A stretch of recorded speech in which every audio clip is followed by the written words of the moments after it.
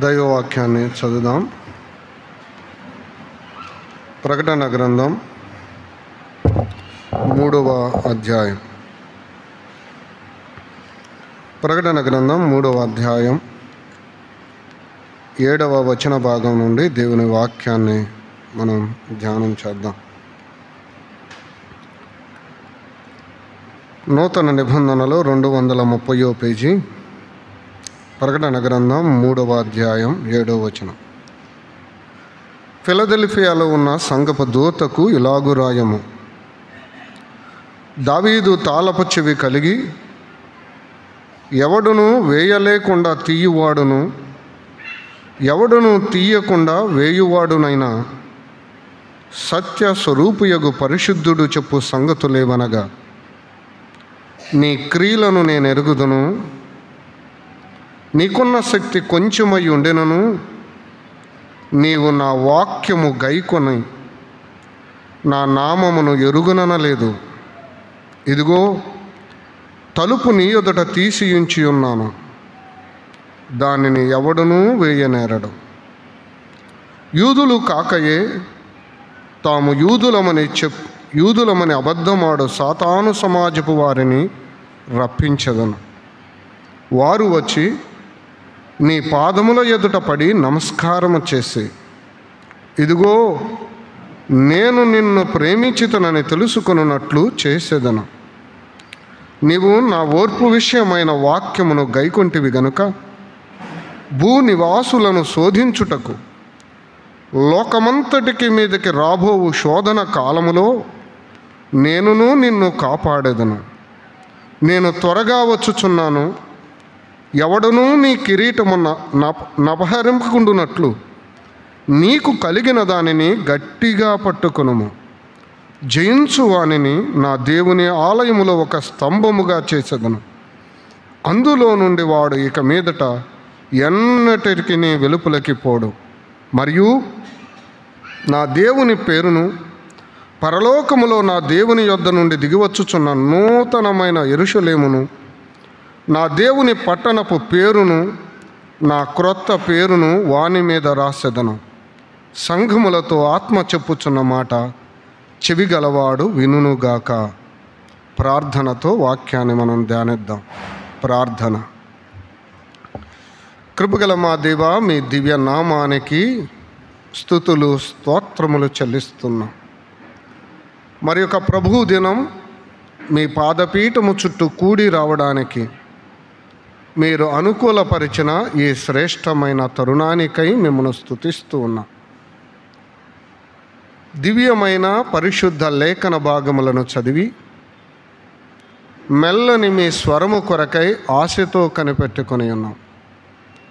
మా తండ్రి, చదవబడిన లేఖన భాగముల ద్వారా దూరముగా దగ్గరగా వింటున్న మా అందరితో మీరు మాట్లాడండి. ఈ సమయములో సిలువ వేయబడిన యేసు క్రీస్తు నామమునకే మహిమ, ఘనత, ప్రభావములు ఆపాదించండి. బలహీనుడను, అశక్తుడను, అల్పుడను మనుష్యుణ్ణి మరుగు చేసి మీరే మాతో మాట్లాడి మహిమ, ఘనత, ప్రభావములు మీరే పొందుకొనమని పరమదేవుడు, లోకరక్షకుడు, ఆది యందు వాక్యమై ఉన్న యేసుక్రీస్తు ప్రభు దివ్య నామమున వినయులమై ప్రార్థన చేయుచున్నాము తండ్రి. ఆమేన్. చేరువచ్చిన మీ అందరికీ ప్రభు అయిన యేసుక్రీస్తు నామమున వందనాలు. 7 సంఘాలు, ఆ 7 సంఘాలకు దేవుడిచ్చిన వర్తమానం. ఆ వర్తమానాలను మనం ధ్యానం చేస్తూ ముందుకు సాగుతూ ఉన్నాం. ఆ క్రమంలో మనం చదివిన ఈ లేఖనాలు ఫిలదెల్ఫియా సంఘానికి దేవుడు రాసిన వర్తమానాన్ని మనం చదువుకున్నాం. ఫిలదెల్ఫియా సంఘానికి దేవుడు అందించిన వర్తమానం ప్రియులారా. ఆ ముందున్న సార్దిస్ సంఘాన్ని మనం గత వారం ధ్యానం చేశాం. ప్రొటెస్టెంట్ ఉద్యమం, ప్రొటెస్టెంట్ రిఫార్మేషన్ జరిగిన కాలాన్ని సార్దిస్ సంఘం చూపిస్తూ వచ్చింది. బైబిల్ వెలుగులోనికి తేబడింది అనే మాట మనం చూసాం. సత్యవాక్యం అందుబాటులోనికి వచ్చింది. కానీ దైవవర్తమానం మనం చదివాం ప్రియులారా. నీ కార్యములు సంపూర్ణమైనవిగా నాకు కనబడలేదు, లోపముంది. అంత మాత్రమే కాదు, నీవు జీవించుచున్నావన్న పేరు మట్టుకు ఉంది కానీ, నీవు బ్రతుకి ఉన్నావన్న పేరు మట్టుకు ఉంది కానీ అనే మాట మనం చూసాం. అది నిర్జీవమైపోయింది. చావనయ్యున్న మిగిలిన వాటిని బ్రతికించు అని దేవుడు మాట్లాడుట మనం చూసాం. జీవము లేదు, జీవము లేదు, చచ్చిన స్థితికి వెళ్ళిపోయిన సంఘం. ఆ 16-17 శతాబ్దాల కాలం అది భయంకరమైన కాలం. మత ఆచారాలు ఏదో మతమును నమ్మినట్టుగా దేవుణ్ణి అంగీకరించి బాప్తీసం పొందితే మతములోనికి వచ్చినట్లుగా భావించారు. ఆ కార్యాలు సంపూర్ణం కాల.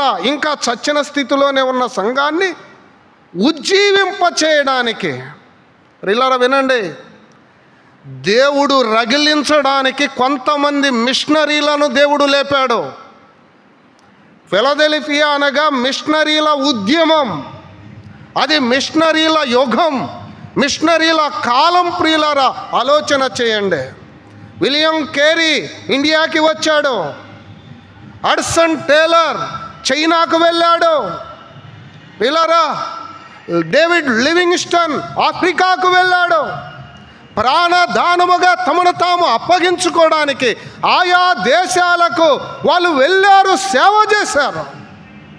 ఇదే కాలం అంటే క్రీస్తు శకం 1750 నుండి 1900 సంవత్సరాల మధ్య కాలం. ప్రియులారా ఇది ఫిలదెల్ఫియా కాలమని చరిత్రకారులు చెబుతున్నారు. మనం క్రమంగా ధ్యానం చేస్తూ వస్తున్నాం. సంఘాలు ఎలాగో ఆ కాలాలను బట్టి మనం ఆలోచన చేస్తున్నాం. ఫిలదెల్ఫియా కాలం 1750 నుండి 1900 సంవత్సరాల మధ్య కాలమని చరిత్రకారులు చెప్తున్నారు. నిజమే, ఆ కాలంలో మిషనరీలు ఆయా దేశాలకు వెళ్ళి గొప్ప ఉజ్జీవాన్ని రగిలించారు, సత్యవాక్యాన్ని ప్రకటించారు. ఆ కాలాన్ని చూపిస్తున్న ఫిలదెల్ఫియా కాలాన్ని గురించి మనం చదివాం. రండి 8వ వచనం చదువుదాం. 8వ వచనం, నీ క్రియలను నేను ఎరుగుదును, నీకున్న శక్తి కొంచెమై ఉండెనను, నీవు నా వాక్యమును గైకొని నా నామమును ఎరుగుననలేదు. ఇదిగో తలుపుని ఎదుట తీసి ఉన్నాను, ఎవడను దానిని వేయనేరడు. ఆ చివరి మాట, ఇదిగో తలుపుని ఎదుట తీసి ఉంచి ఉన్నాను, ఎవడను దానిని వేయనేరడు. తలుపు తీయుట, ప్రియులారా తలుపు తీయుట, ఓపెన్ డోర్. సువార్త కొరకై ప్రపంచం తెరవబడింది. ప్రపంచం నలుమూలలకు సేవకులు వెళ్ళారు, వాక్యాన్ని ప్రకటించారు, సంఘాలను కట్టారు, సువార్తను ప్రకటించారు, తమ ప్రాణాన్ని ప్రభువు కొరకై అర్పించారు. అందుకనే ఈ ఫిలదెల్ఫియా కాలం ఉజ్జీవాల కాలం. ప్రియులారా మొదటి ఆ ప్రారంభ దినాలలో 1750, 1800 ఆ ప్రాంతంలో, ఉత్తర యూరప్ ఆ ప్రాంతంలో దేవుని వాక్యం విరివిగా ప్రకటించబడింది. బ్రిటిష్ దీవులలో వాక్యము విరివిగా ప్రకటించబడింది. సంఘం సత్యవాక్య అనుభవాన్ని చూసింది. అనేక మందికి సువార్త అందించబడింది. 50 సంవత్సరాలు గడిచిన తర్వాత 1800 ఆ ప్రాంతంలో అమెరికాలో కూడా గొప్ప ఉజ్జీవం రగిలింది. ప్రపంచమంతా ఉజ్జీవాన్ని రగిలించిన కాలం ఫిలదెల్ఫియా కాలం. అందుకనే దేవుడు మెచ్చుకుంటూ రాసిన పత్రిక ఏదైనా ఉంది అంటే ఈ 7 సంఘాలలో అది ఫిలదెల్ఫియా సంఘం. ప్రియులారా దేవుడు మెచ్చుకుంటూ ఉత్తరాన్ని రాస్తున్నాడు. Open door, open to the gospel. ప్రపంచం నలుమూలలకు సువార్త పంపబడిన కాలం. అంత మాత్రమే కాదు, మరలా చదువుదామా 8వ వచనం. 8వ వచనం చదువుదాం రండి. నీ క్రియలను నేను ఎరుగుదును, నీకున్న శక్తి కొంచెమై ఉండెను, నీకున్న శక్తి కొంచెమై ఉండెనను, నీవు నా వాక్యమును గైకొని, నీవు నా వాక్యమును గైకొని వాక్యమును గైకొని. ప్రియులరా వాక్యమును గైకొని.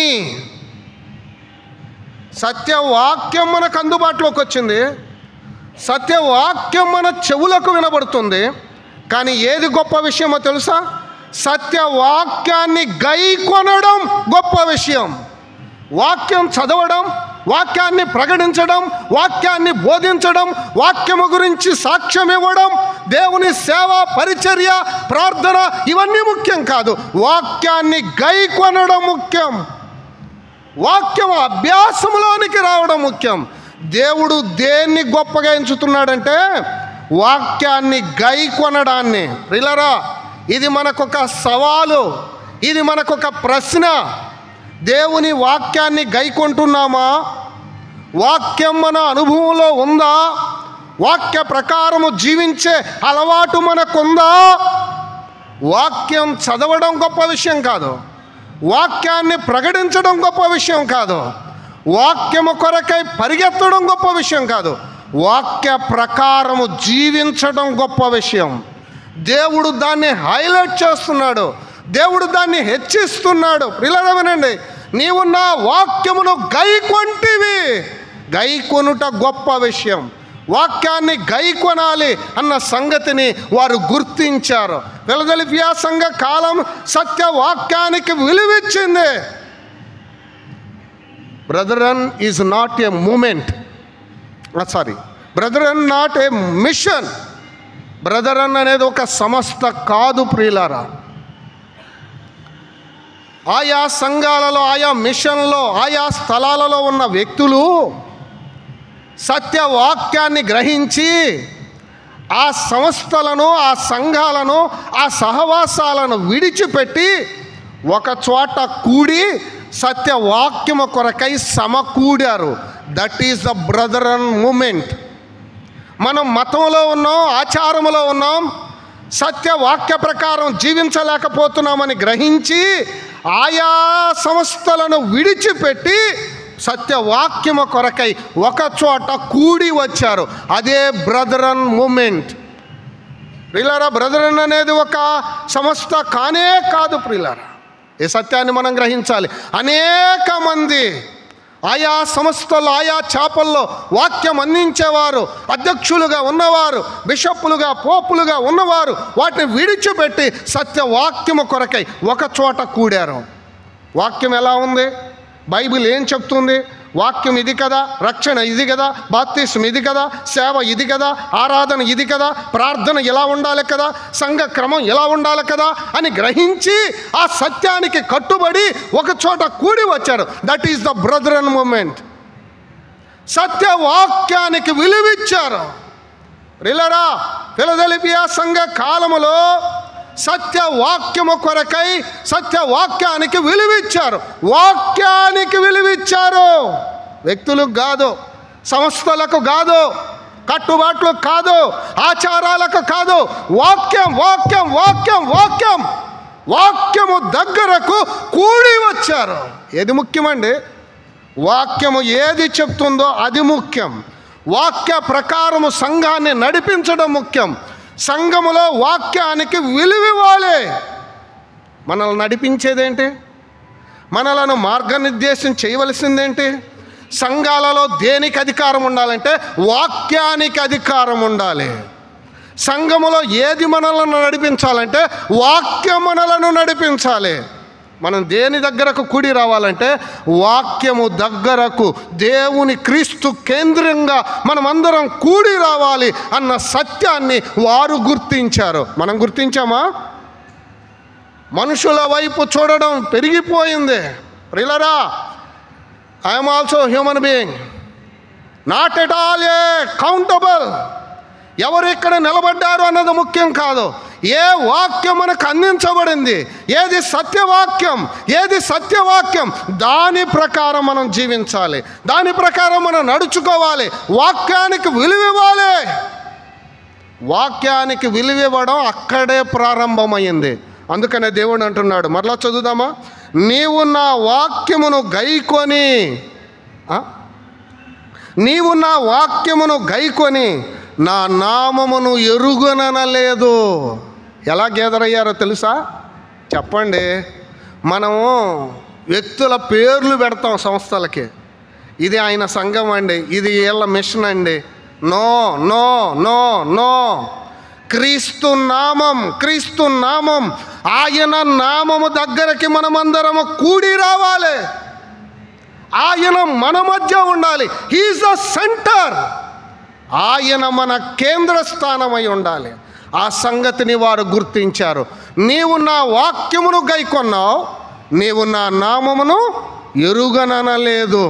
ఆనాడు ఆ సంఘాలు, ఆ ఫిలదెల్ఫియా సంఘం, ఆ 1750 నుండి 1900 మధ్యలో ఆ గొప్ప రివైవల్, వాళ్ళు ఒక్కటే నిర్ణయించారు, సత్యవాక్యము దగ్గరకు మనం కూడి రావాలి, సత్యవాక్యము కొరకై మనం నిలబడాలి, సత్యవాక్య ప్రకారం మనం నడుచుకోవాలి.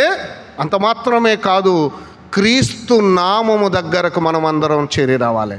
క్రీస్తే మన కేంద్ర స్థానమై ఉండాలి. ఇలా చెప్పనా? మరి ఏ వ్యక్తి కనబడడానికి వీలు చెప్పండి లేదు ప్రియులారా.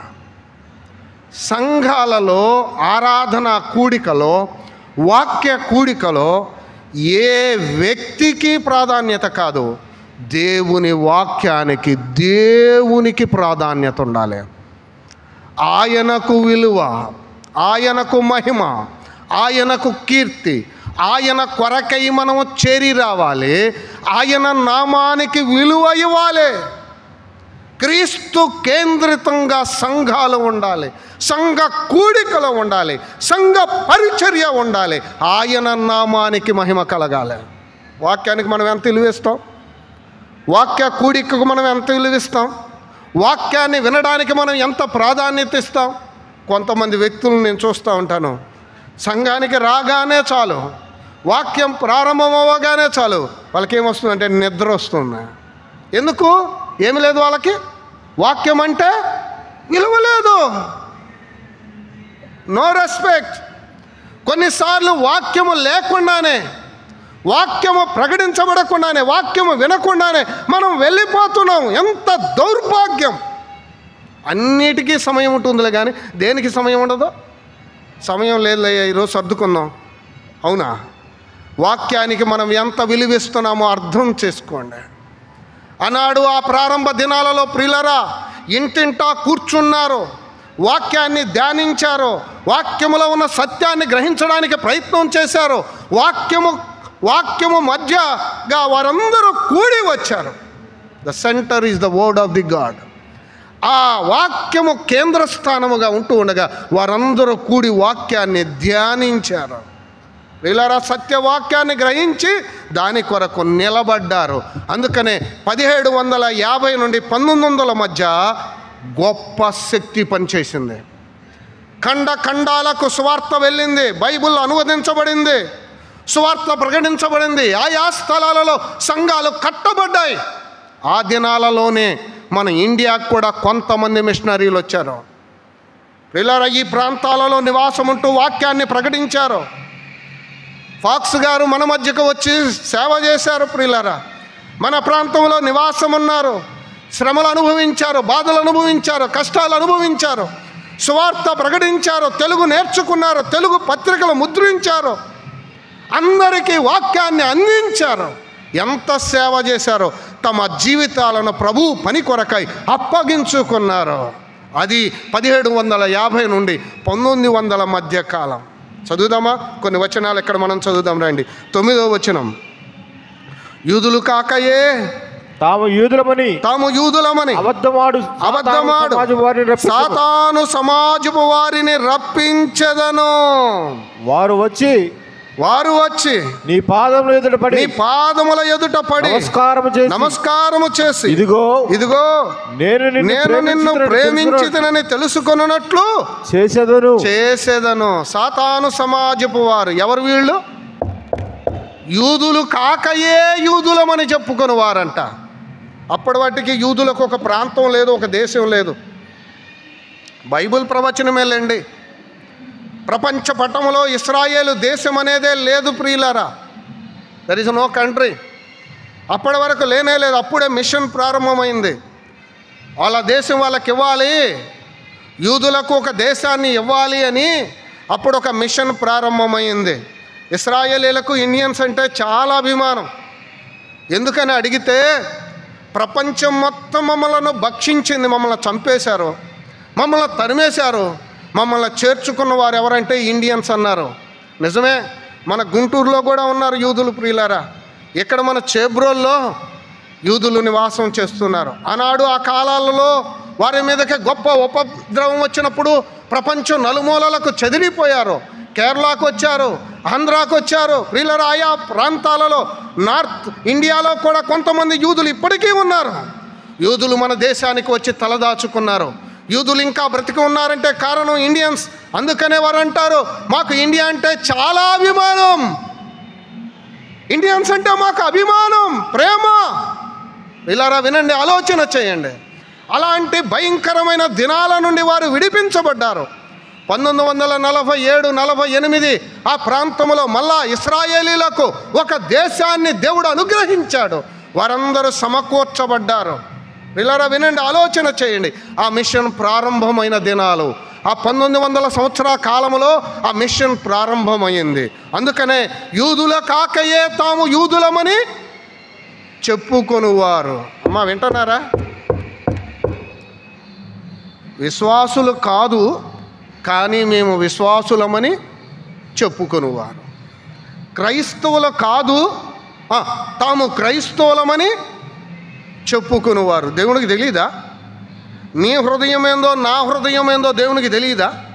మార్పు చెందామో లేదో, మాట మారిందో లేదో, చూపు మారిందో లేదో, జీవితం మారిందో లేదో, మన ఉద్దేశం మారిందో లేదో, మనకి ప్రభు పట్ల నమ్మకం ఉందో లేదో దేవునికి తెలియదా? దేవుణ్ణి మోసం చేయగలమా? ప్రియులారా, తల్లిదండ్రులు మోసం చేయొచ్చు, సేవకులను మోసం చేయొచ్చు, బంధువులను మోసం చేయొచ్చు, కానీ దేవుణ్ణి మోసం చేయలేవు. యూదుల కాకయే తాము యూదులమని చెప్పుకొను సాతాను సమాజపు వారు. ఎంత కఠినమైన పదం అది. సినగోగ్ ఆఫ్ సటాన్, సాతాను సమాజపు వారు.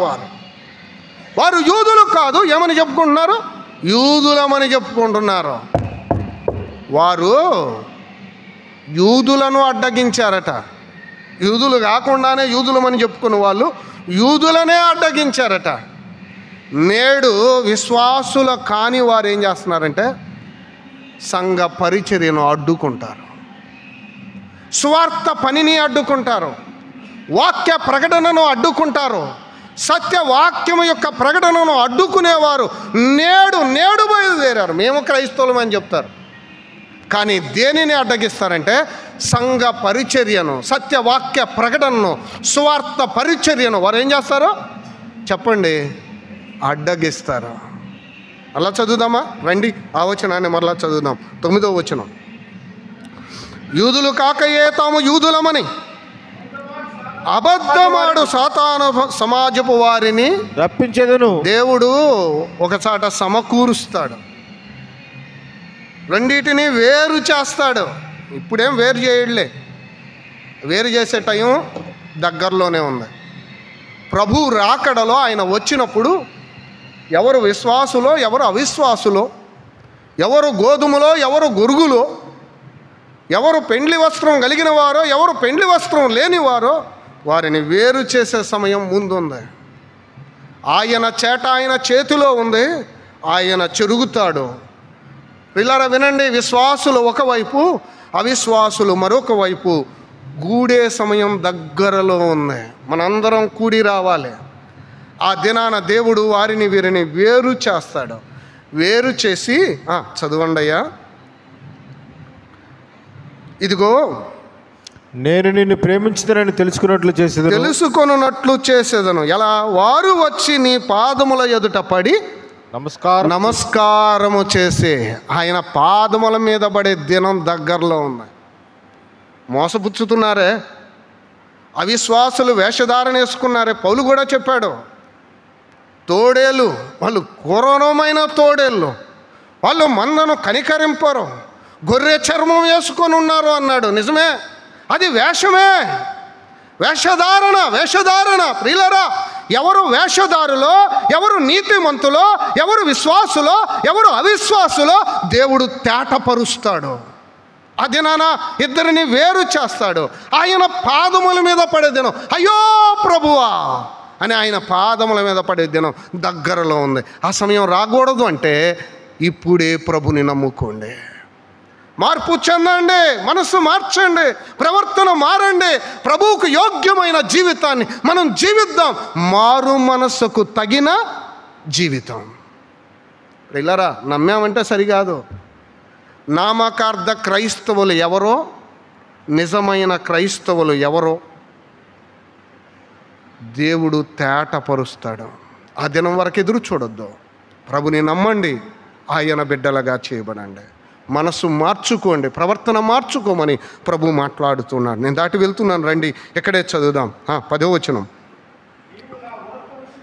నీవు నా ఓర్పు విషయమైన వాక్యమును గైకొంటివి గనుక భూనివాసులను శోధించుటకు లోకమంతటి మీదికి రాబోవు శోధన కాలములో నేను నిన్ను కాపాడేదను. లోకమంతటి మీదకి రాబోవు శోధన కాలం. ప్రియులారా వినండి, ఇది మహాశ్రమల కాలం. దానియేలు గ్రంథములో చెప్పబడిన మహాశ్రమల కాలం, 7 ఏండ్ల శ్రమల కాలం. ప్రియులారా, ఈ ప్రకటన గ్రంథం 6వ అధ్యాయము నుండి 17-19 అధ్యాయాల వరకు రాయబడిన ఆ మహాశ్రమల కాలం. ఆ కాలంలో నేను నిన్ను కాపాడతా. కొంతమంది ఇలా బోధించే వాళ్ళు కూడా ఉన్నారు. సంఘం కూడా శ్రమల గుండా వెళ్తుందండి. ఆ శ్రమలలో పరీక్షించబడిన తర్వాత ఎవరు నమ్మకంగా ఉంటారో వారు మాత్రమే ఎత్తబడతారని చెప్పేవారు కూడా ఉన్నారు. నో, సంఘము శ్రమల గుండా వెళ్ళదు ప్రియులారా. నేను నిన్ను కాపాడతా. నువ్వు నన్ను నమ్మావు, నా కొరకై నమ్మకంగా జీవించావు, నా వాక్యాన్ని గైకొన్నావు, నేను నిన్ను కాపాడతా. దేవుని వాగ్దానం ఇదే ప్రియులారా. ఆ మహాశ్రమల కాలంలో నేను నిన్ను కాపాడేదను. అమ్మ ప్రభుని నమ్ముకోండి, దేవుడు మిమ్మును మహాశ్రమల నుండి తప్పిస్తాడు. లోకమంతటి మీదకి రాబోవు మహాశ్రమలు, కరువు, భూకంపాలు, యుద్ధాలు, కఠినమైన భయంకరమైన దినాలు. ఎటు చూసినా చావులే, మరణాలే కనపడతాయి. భయంకరమైన దినాలు ప్రియులారా. అలాంటి భయంకరమైన దినాల గుండా వెళ్ళకూడదు అంటే ప్రభుని నమ్మండి, ఆయన బిడ్డలుగా చేయబడండి. దేవుడు అంటున్నాడు, ఎవరు నా వాక్యాన్ని గైకొంటారో వారిని నేను కాపాడతా. ఎంత గొప్ప వాగ్దానం ప్రియులారా. నేను దాటి వెళ్తున్నాను. ఇక్కడ ఒక మాట, 11వ వచనం. నేను త్వరగా వచ్చుచున్నాను, ఎవడును నీ కిరీటమును అపహరింపకుండునట్లు నీకు కలిగిన దానిని గట్టిగా పట్టుకొనుము. ప్రియులారా వినండి, అసలు ఫిలదెల్ఫియా అంటే ఏంటి? ఫిలదెల్ఫియా అంటే ఫిలో ప్లస్ అదెల్లోస్ అన్నారు. ప్రియులారా, ఫిలో అంటే లవ్, అదెల్లోస్ అంటే బ్రదర్స్. ఫిలదెల్ఫియా అంటే the brothers love, brotherly love, సహోదర ప్రేమ. ఫిలదెల్ఫియా అంటే సహోదర ప్రేమ. సహోదర ప్రేమ ప్రియులారా. చాలా ఆశ్చర్యం ఏమంటే మనందరము సహోదరులమని మనం ఎరిగాంలే, కానీ మన మధ్య సహోదర ప్రేమ ఉందా? ఫిలదెల్ఫియాలో మనకు ఒక పాఠం, అది సహోదర ప్రేమ. ఆ ప్రేమ మనలో ఉంటే మనల్ని ఒకరినొకరం భక్షించుకోగలుగుతామా? ఒకరినొకరం పడుచుకుంటామా? ఒకరినొకరం చంపుకుంటామా? ఒకరితో ఒకరు ద్వేషాన్ని కలిగి ఉంటామా? ఆలోచన చెయ్యండి. నిజంగా నీలో సహోదర ప్రేమే ఉంటే నువ్వు ఇలా ఉండగలవా? తన తోటి సహోదరుని చూసి ద్రోహి అనువాడు, తన తోటి సహోదరుణ్ణి ద్వేషించువాడు నరహంతకుడు అని ఉంది బైబిల్లో. వాడు అబద్ధికుడు అని ఉంది బైబిల్లో. అసలు నమ్మలేదు వాడంతే. ఎంత భయంకరమైన కఠినమైన పదాలు ఉన్నాయి. ప్రభును నమ్మిన మన మధ్య ఉండాలి, చెప్పండి, ఏముండాలి? సహోదర ప్రేమ ఉండాలి. సహోదర ప్రేమ ఉండాలి. ప్రేమ కలిగి మనం జీవించాలి. ప్రేమ కలిగి మనం ఈ లోకంలో నడుచుకోవాలి. ఆయన ప్రేమ స్వరూపి అని మనం చదివాం. ఆయన ప్రేమ కలిగిన వాడైతే, ఆయన ఆత్మ మనలో ఉంటే మన మధ్య ఏముంటుంది? ప్రేమ ఉంటుంది. ప్రేమ ఉంటుంది. ఏమైపోయినాయి ప్రేమలో? ఏమైపోయిందా ప్రేమ? మనం నమ్మిన వారమేనా? క్రీస్తు ప్రేమ మనలో ఉందా? దేవుడు చెప్పాడు కదా, కొరింథీ మొదటి పత్రికలో 13వ అధ్యాయంలో మాటలు ఉన్నాయి. జ్ఞానమున్నా, తెలివి ఉన్నా, వివేకమున్నా, వివేచన ఉన్నా, మన క్రియలు ఎన్నున్నా, ఎంతున్నా, ప్రేమ లేకపోతే వ్యర్థం, అంతా శూన్యం అన్నాడు. మన మధ్య ప్రేమ ఉండాలి అని ప్రభు మనతో మాట్లాడుతున్నాడు. బైబిల్ గ్రంథంలో సహోదర ప్రేమను గురించి ఎన్ని లేఖనాలు ఉన్నాయి ప్రియులారా. మనం ఎంత ఎరిగాం, ఎంత చదివాం, కానీ మనం ఎందుకు ప్రేమించలేకపోతున్నాం? మనం ఎందుకు ద్వేషిస్తున్నాం? మనం ఎందుకు ఒకరినొకరం భక్షించుకుంటున్నాం? మనకి ఇది ఒక పాఠం. ఫిలదెల్ఫియా అనగా సహోదర ప్రేమ. మన మధ్య ఉండవలసింది సహోదర ప్రేమ.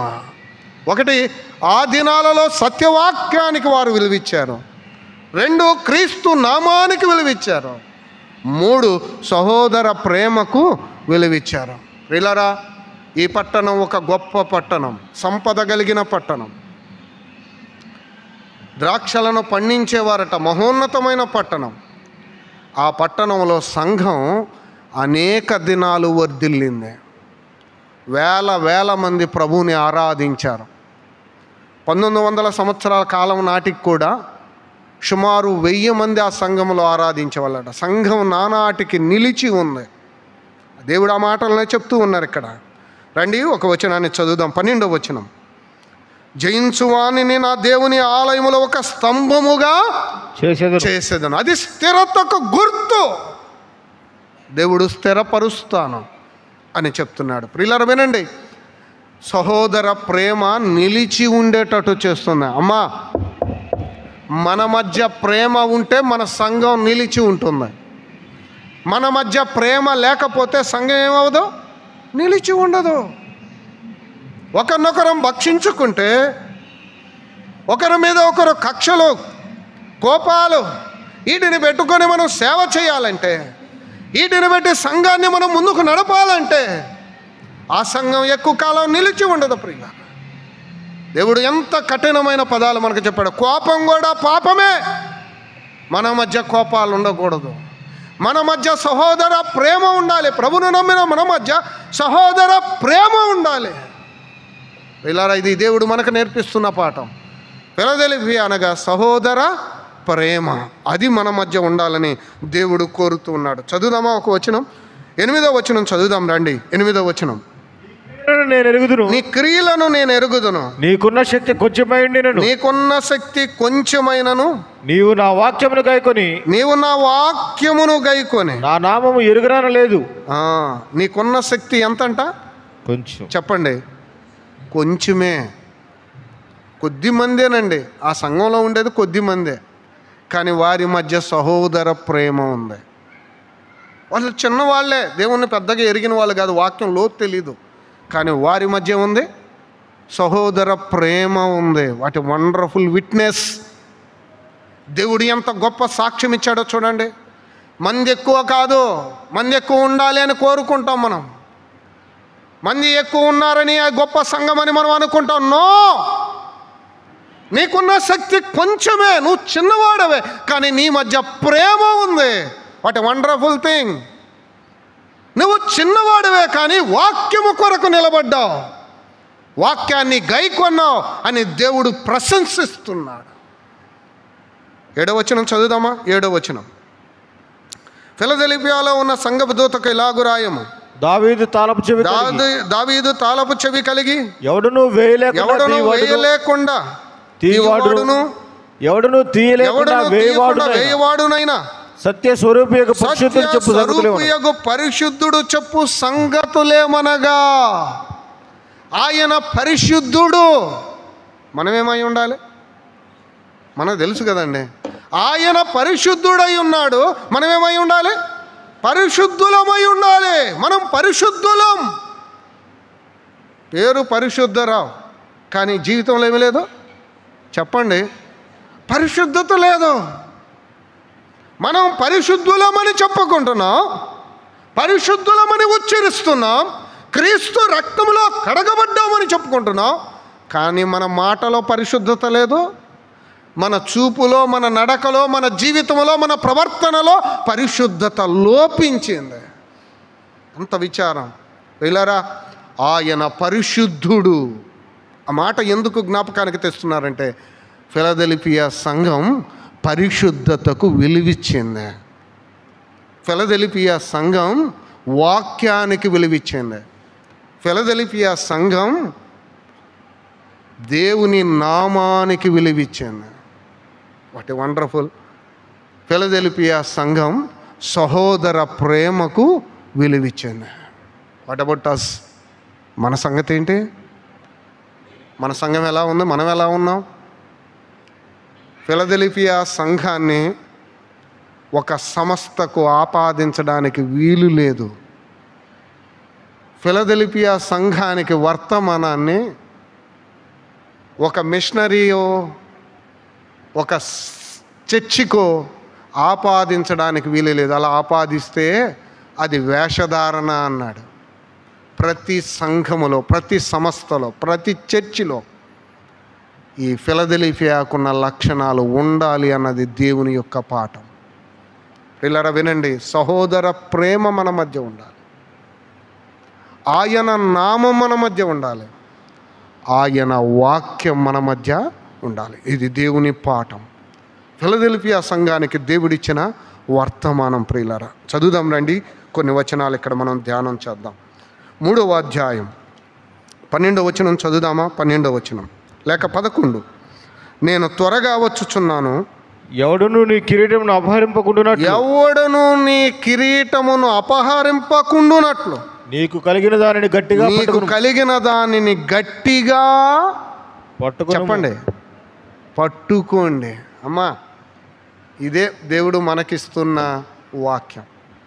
మనకు కలిగిన దానిని గట్టిగా పట్టుకోవాలి. కిరీటం పోకూడదు, ఘనత పోకూడదు, మెప్పు పోకూడదు. ఎంతో పని చేశాం, ప్రభుని నమ్ముకొని ఏండ్లు గడిచింది, సేవ చేశాం, పరిచర్య చేశాం, ఆతిథ్యం ఇచ్చాం, స్వార్థ ప్రకటించాం, ఆత్మలను సంపాదించాం, అనేక స్థలాలకు తిరిగాం, కాళ్ళు అరిగిపోయేలాగా, చెప్పులు అరిగిపోయేలాగా సేవ చేశాం. ఎంత చేసిన మనం మన కిరీటాన్ని మనం పోగొట్టుకోకూడదు, మన బహుమానాన్ని మనం పోగొట్టుకోకూడదు. మనకు కలిగిన దాన్ని గట్టిగా పట్టుకోవాలి. ఏంటది? సహోదర ప్రేమ. ఏంటది? దేవుని వాక్యం. ఏంటది? పరిశుద్ధత. ఏంటది? క్రీస్తు నామం. వీటిని మనం గట్టిగా పట్టుకోవాలి. వీటిలో స్థిరులమై ఉండాలి. ప్రభు రాకడ వరకు నిలిచి ఉండాలి. వీటిని సంపాదించుకోవడానికి ప్రయత్నము చేయాలి. అందుకే నీకు కలిగిన దాన్ని గట్టిగా పట్టుకో. ఓ ఫిలదెల్ఫియా సంఘమా, నీలో గొప్ప ఉజ్జీవం కలిగింది.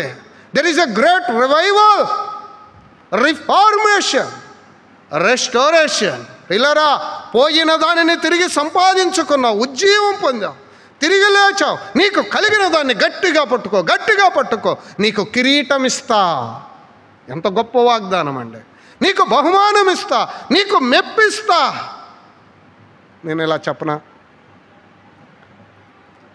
ఈ చర్చిలో 100 మంది ఉన్నారనుకుందాం. ఈ 100 మంది ముందు దొరికే ఘనత కంటే కోట్ల కొలది పరిశుద్ధుల ఎదుట మహాదూతగణం, లెక్కించరాని దూతగణం ఎదుట, బలా నమ్మకమైన మంచి దాసుడా, నా కోసం ప్రయాసపడ్డావయ్యా, దా కూర్చో అని దేవుడు కూర్చోబెట్టి కిరీటాన్ని మన నెత్తిన పెడితే అంతకంటే ఘనత ఏం కావాలి? ఈ లోకంలో ధనము దాని ముందు నిలబడగలదా? ఈ లోకంలో పేరు, ఆస్తి, ఈ లోకంలో అందచందాలు, ఇవేవి దాని ముందు నిలవలేవు. ఇలారా, అల్పమైన ఈ పాప భోగము కొరకై, ఈ కొద్ది కాలం నిలిచే ఈటి కొరకై ప్రయాసపడదామా? ప్రభువు ఇచ్చే జీవ కిరీటము, నిత్యము నిలిచే ఘనత, మహిమ, పేరు, ప్రియులారా, కోట్ల కొలది దూతల ఎదుట, పరిశుద్ధుల ఎదుట దొరికే ఘనతను కోరుకుందామా? ఏది కావాలి? ఏది కావాలి? ఏమైపోయినా పర్లేదు ప్రభువా, ఈ లోకం ఏమనుకున్నా పర్లా, ఏది కోల్పోయినా పర్లా, మీరు ఏది తీసుకుంటారో తీసుకోండి, నాకేం పర్లా. నా దేవుడు నాకుంటే చాలు, ఆయన నామం నాకుంటే చాలు, ఆయన నాకు ఇచ్చిన పరిశుద్ధతను నేను కాపాడుకుంటా, ఆయన ఇచ్చిన ప్రేమ, ఆ ప్రేమను నేను చూపిస్తా. ఎంతగా ఈ లోకంలో జీవించారండి తల్లి మదర్ తెరిసా. ఆమె ప్రభువును నమ్మి ఎంతగా ప్రేమ చూపించిందో మనం ఎరుగుదాం కదా. చంపడానికి వచ్చారా? కొట్టడానికి వచ్చారా? ఆమెని అనేక విధాలుగా బాధపడడానికి వచ్చారా? వారు కూడా ఆమె ప్రేమను చూసి మారిపోయారే. మనం చూపించలేమా ఈ ప్రేమ? మనం చూపించలేమా ఈ ప్రేమ? మన మధ్య ఎందుకు ప్రేమ లేదు? వీళ్ళరా ఆలోచన చేయండి. దేవుడు అంటున్నాడు, నీకు కలిగిన దాన్ని గట్టిగా పట్టుకో. అమ్మా, సంఘ క్రమాన్ని పాడు చేయవద్దు, సత్యవాక్యాన్ని పాడు చేయవద్దు, క్రీస్తు నామాన్ని, ఆయన ఘనతను దొంగిలించవద్దు. ఆయన ఘనత నాకు రావాలని ఈనాడు ఆయన స్థానాన్ని కొంతమంది దొంగిలిస్తున్నారు. క్షమించండి, సమస్త మహిమ ఘనతకు ఆయన మాత్రమే యోగ్యుడు. బాగా వాక్యం చెప్తాడండి. బాగా వాక్యం చెబితే ఆయన ముఖ్యమా? మనుషులను వెంబడించడం పెరిగిపోయింది. వ్యక్తుల మీద మనుషుల యొక్క దృష్టి మళ్ళీపోయింది. సూటు బూటు వేసుకున్నాడా, అందంగా ఉన్నాడా, బాగున్నాడా, బాగా చదివాడా, ఎక్కువ మంది జనం ఉన్నారా, వ్యక్తుల వైపు చూడడం పెరిగిపోయింది. నో, నువ్వే సంఘములో ఉన్నా, ఏ సంస్థలో ఉన్నా, ఏ చర్చిలో ఉన్నా, ఏ స్థలములో ఉన్నా, దేవుని వైపు చూడు. క్రీస్తు కలిగిన ప్రేమను నువ్వు కలిగి ఉండు. పరిశుద్ధతను కాపాడుకో. దేవుడు నీకు కిరీటం ఇస్తాడు, దేవుడు నిన్ను హెచ్చిస్తాడు, దేవుడు నీకు ఘనతనిస్తాడు. ప్రియులారా, ప్రభు కొరకై మనం గట్టిగా నిలబడదాం. పట్టుకోమని దేవుడు మాట్లాడుతున్నాడు. చదువుదామా 12వ వచనం, 3వ అధ్యాయం 12వ వచనం. జయించువానికి నా దేవుని ఆలయములో, నా దేవుని ఆలయములో ఒక స్తంభముగా చేసేదను, ఒక స్తంభముగా చేసేదను. స్థిరతను చూపిస్తుంది. అందులో నుండి వాడు ఇక మీద ఎన్నటికి వెలుపలికి పోడు.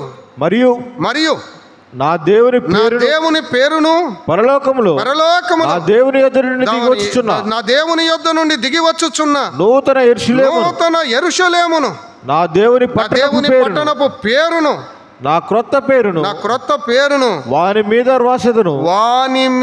రాసేదను. బైబిల్ కొనగానే, ఆ నూతనమైన బైబిల్ అది కొనగానే దానిపైన ఏం రాస్తున్నారు చెప్పండి? పేరు రాస్తారా? రాయిరా? రాస్తారు కదా. ఎందుకు పేరు? ఎవరు తీసుకోకుండా. సరే, మంచిదే. పేరు రాస్తే ఏమని? అది నాదేనని. అంతేనా? అది నాదేనని అర్థం. దేవుడు అంటున్నాడు, నీ మీద నా పేరు రాస్తా, నువ్వు చెప్పండి నా వాడవు. అబ్బబ్బబ్బబ్బ, ఏం కావాలండి? దేవా, ఆస్తి లేకపోయినా పర్లేదయ్యా, ఆకలి దప్పులతోనైనా ఉంటాను ప్రభువా, పరిశుద్ధతను పోగొట్టుకోనయ్యా. దేవా, నిందలైనా పడతా, శ్రమలైనా అనుభవిస్తా, బాధలైనా అనుభవిస్తా, నీ వాక్యాన్ని విడిచిపెట్టనయ్యా, నేను ప్రేమను విడిచిపెట్టనయ్యా. నా తోటి సహోదరుల పట్ల నీవు నాకు చూపించిన ప్రేమ నేను చూపిస్తా. సహోదర ప్రేమ. వీళ్ళారా, దేవుడు అంటున్నాడు, అటువంటి వాని మీద నా పేరు రాస్తా, వాడు నావాడు. దేవుడు అంటున్నాడండి, వాడు నావాడు, వారు నా జనం, వారు నా ప్రజలు, వారు నా సొత్తు, నాకు వారసులు. అబ్బా, ఎంత గొప్ప భాగ్యం. ప్రియులారా, కిరీటం ఇస్తానన్నాడు, స్తంభంగా చేస్తానన్నాడు, అది స్థిరతకు గుర్తు. పేరు రాస్తానన్నాడు, వారు నా వారసులు, నా జనాంగం అని చెప్పడానికి దేవుడు మాట్లాడుతున్నాడు. What wonderful. లోకంలో దేవుడు లేని నిన్ను నన్ను ఆయనకు ఒక జనాంగముగా, ఆయన సొత్తైన ప్రజగా, ఆయనకు వారసులుగా నిన్ను నన్ను చేశాడు. ఎంత గొప్ప భాగ్యం ప్రియులారా. దీన్ని పోగొట్టుకున్నామా? ఆలోచన చేయండి. ఫిలదెల్ఫియా సంఘములో ఉన్న లక్షణాలు మనమును కలిగి ఉండడానికి ప్రయత్నము చేద్దాం. ఆ సహోదర ప్రేమ, ఆ పరిశుద్ధత, ఆ వాక్యం, ఆ నామం గట్టిగా పట్టుకుందాం, కడ వరకు కాపాడుకుందాం. ప్రభువు ఇచ్చే జీవ కిరీటాన్ని పొందుకుందాం. What a wonderful letter. దేవుడు ప్రశంసిస్తూ రాసిన ఒకే ఒక ఉత్తరం. ఇది మనకొక పాఠం. ఇది మనకు అనేకమైన పాఠాలను నేర్పిస్తుండగా వాటిని నేర్చుకొని ప్రభువు కొరకై నిలబడదాం. దేవుడి మాటలను మన కొరకై దీవించునుగాక. తల్ల ఉంచినట్లయితే ప్రార్థన.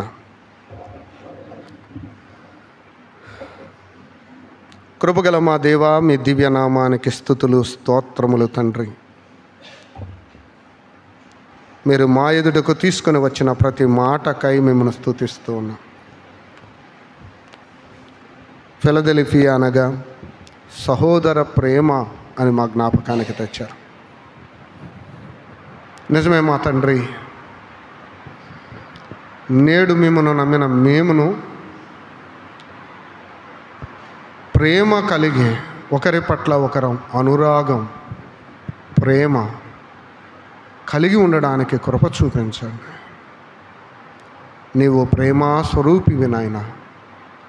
మీ ఆత్మ మా మధ్య నివాసము చేస్తూ ఉండగా, మాలో నివాసము చేస్తూ ఉండగా అటువంటి ప్రేమ మేము కలిగి ఉండడానికి కృప చూపించండి.